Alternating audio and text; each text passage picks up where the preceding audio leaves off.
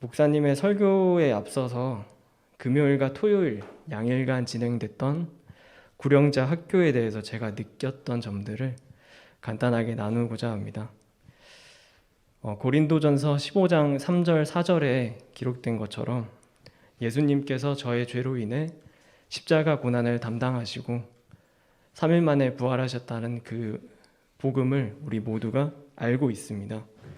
이 복음을 받아들이고 구원받은 이후에 저는 이 복음을 저희 가족들에게 전달하기를 소망하였습니다.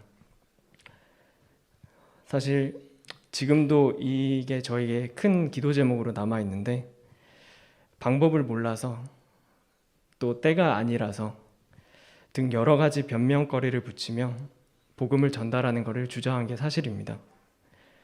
그 중에서 제가 가장 부끄럽게 여기는 핑계거리는 좋은 게 좋은 거다라는 안일함이었습니다. 제가 복음을 전하면서 또 하나님의 말씀을 가족들과 있을 때 언급할 때 마찰 혹은 이렇게 서로 간의 대립이 발생될 게 뻔했기 때문에 그냥 지금의 화목함을 누리는 게 어떨까라는 교만함이 있었습니다. 진정 좋은 것이 무엇인지 제가 잘 알고 있음에도 불구하고 제가 혹시 복음을 전할 때 말을 더듬지는 않을까, 그리고 돌아오는 질문에 제가 제대로 답변하지 못해서 창피를 당하진 않을까 등 저를 도우시는 성령님을 신뢰하는 것이 아니라 그냥 나에게 초점을 맞춰 그 성공과 실패를 저울질하였습니다. 그렇게 교만한 상태로 오랜 시간이 흘렀고 구령자 학교에 참여하게 되었습니다.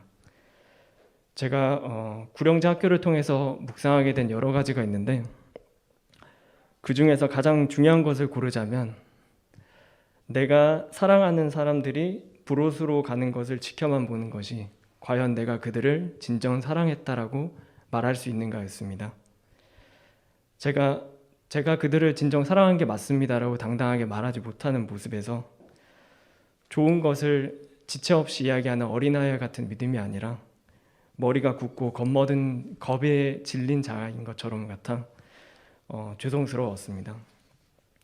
사실 복음을 전할 때 느끼는 마음속 염려는 저를 포함하여 여러 성도님들과 그리고 하나님의 부르심을 받아 일하는 신학생분들 그리고 사역자분들에게도 발생할 거라고 생각합니다. 이틀 동안 이어진 구령자 학교에서 두 분의 신학생이 간증을 해주셨는데 김기영 형제님과 그리고 이정우 형제님의 간증이 정말 큰 복이 되었습니다. 나의 두려움으로 시도조차 하지 않은 것이 바로 실패이며 이는 예수님께서 결코 기뻐하시지 않는 일이라는 것을 다시 확신하였습니다. 이 놀라운 복음을 땅에 묻어두고 침묵하지 않기를 원합니다. 예수님을 사랑하는 것이 이유가 되어 우리 모두 몸가짐과 언행을 주의해야 하지만 때에 따라 용기를 내고 말하는 것 또한 예수님을 사랑하는 우리가 마땅히 해야 할 일임을 고백합니다. 이 일들을 잘 감당하기 위해서 저 스스로와 그리고 청년부 지체분들에게 모두 훈련이 되어야 되는 3가지를 나누고자 합니다. 참고로 이 3가지는 구령자 학교에도 다뤘던 내용입니다.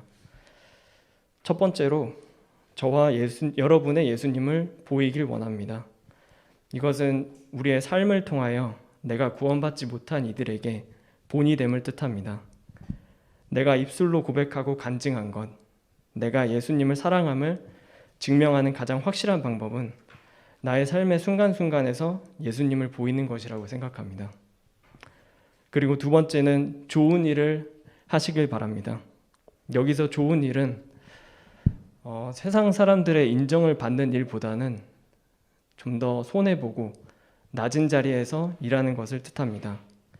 이때 정말 중요한 것이 있는데 나의 의나 또는 이름을 높이기 위해서가 아니요 하나님의 영광만을 드러내기 위해서 소망하는 순수한 마음입니다.